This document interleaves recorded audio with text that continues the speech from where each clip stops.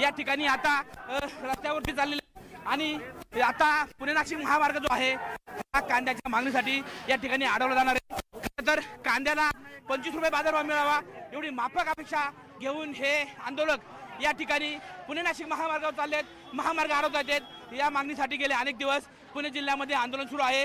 गेले आठवड्याभराचा जर विचार केला तर मंथर असेल, चाकण असेल, त्याबरोबर आळेफाटा असेल, या ठिकाणी आंदोलकांनी जे आहे ते कांद्याचे लिलाव बंद पाडले होते आणि तरीसुद्धा कांद्याच्या बाबत काही सकारात्मक ठोस उपाययोजना झाली नाही।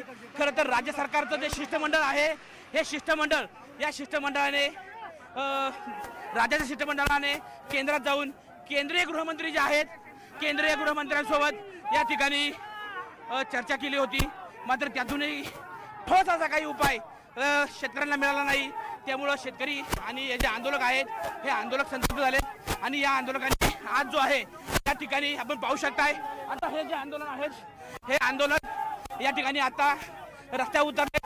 पुणे नाशिक महामार्ग जो आहे हा पुणे नाशिक महामार्ग अडवण्याचा या ठिकाणी आंदोलकांकडून प्रयत्न सुरू आहे।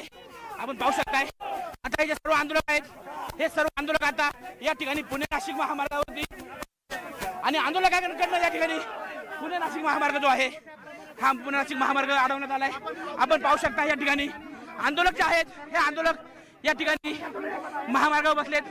पोलीस खरं तर आंदोलकांना विनंती करतायत महामार्ग अडवू नका, मात्र आंदोलक आपल्या मागणीवर ठाम आहेत आणि आंदोलकांनी या ठिकाणी जो आहे हा पुणे नाशिक महामार्ग आता अडवण्यास सुरुवात केलाय। आंदोलकांची मुख्य मागणी आहे की जे कांदा आहे कांद्याला 25 रुपये बाजारभाव मिळावा या मुख्य मागणीसाठी या ठिकाणी खरं तर आंदोलकांनी या ठिकाणी पुणे नाशिक महामार्ग जो आहे अडवलेला आहे।